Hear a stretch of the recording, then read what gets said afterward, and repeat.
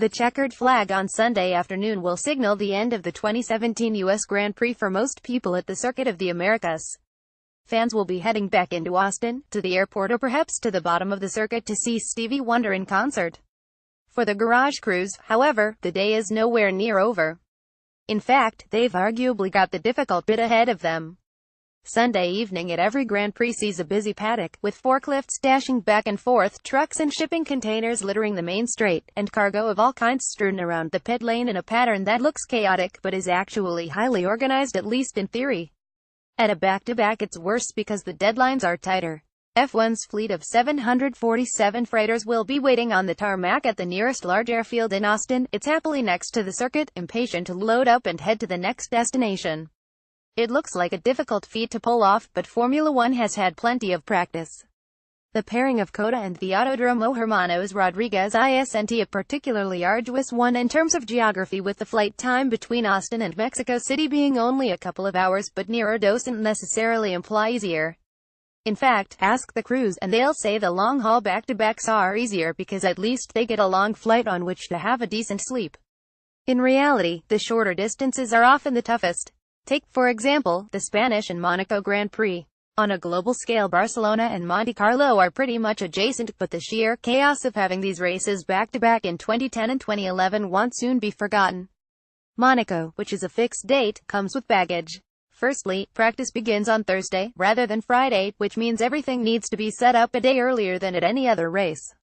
Secondly, tiny, quaint Monaco isn't really a good place for more than 244-ton lorries, and on top of that the quayside on which the paddock is constructed has limited access. The logistics operation has to run like a Swiss watch, with trucks heading in and out at appointed times and motorhomes being constructed on a schedule. Fans love the race crews can take it or leave it, but for F1's army of riggers and logisticians, it's hell on wheels. It is, however, a good example of how the paddock has to cooperate to get the job done. If every team simply did its own thing, they'd still be building the motorhomes after the checkered flag. It's a little more straightforward at COTA, but there's a system in place that makes sure everyone's cargo is going the same way in something close to a choreographed routine. And everyone pitches in. You'll see race engineers, strategists and aerodynamicists donning high-vis vests, and sometimes even senior team personnel might be seen filling the odd flight case.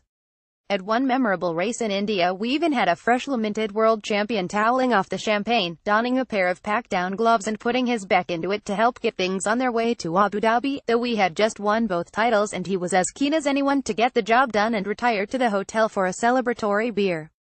So, as we celebrate the madness that is F1's final back-to-back of 2017, here are some statistics to help you on the way. The first back-to-back. People tend to think back-to-back races are a modern phenomenon. Well, they're not. The first was way back in 1958, when the Monaco Grand Prix was followed by the Dutch Grand Prix at Zandvoort. The teams had a little bit more breathing space than at the many back-to-backs that followed, as the Dutch Grand Prix took place on a Monday, which was a national holiday in Holland.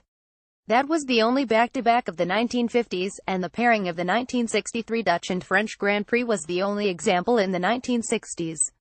10 years later, the 1973 German and Dutch races were back-to-back, and then from 1976 onwards the USA and Canada either way around became a standard back-to-back fixture.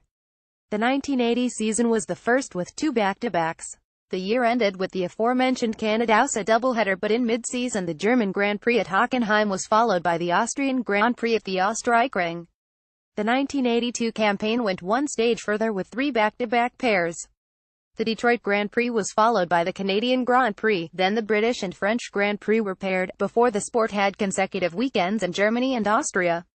One for the pedants. Like many stats in F1, the above has to include the caveat of the Indy 500. For the first 10 years of the Formula One World Championship, the Indy 500 was nominally included as a round in the championship, albeit a round that the established teams, cars and drivers in Formula One did not attend. Sometimes the Indy 500 would be held on the same weekend as a genuine F1 race, so on a technicality, if the Monaco Grand Prix was held on May 29th and the Indy 500 on May 30th, then that might be considered a back-to-back. Though it absolutely was not. Back-to-back in the same country.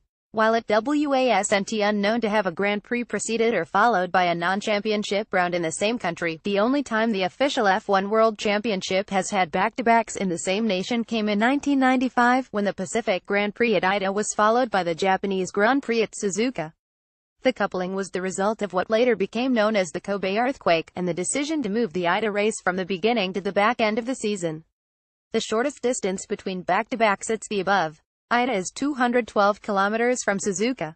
In the modern era, the calendar tries to keep some geographical separation between the races, so they're not competing for the same crowd, but the popularity of F1 in Japan during the 1990s was such that there could have been 10 races in the islands and each would have been guaranteed to sell out. Winning both halves of a back-to-back, it's quite a long list, but, like many lists in F1, it's Jim Clark's name at the top. The Lotus driver doubled up at the aforementioned Holland-France doubleheader, winning at Zandvoort and again at Reims a week later.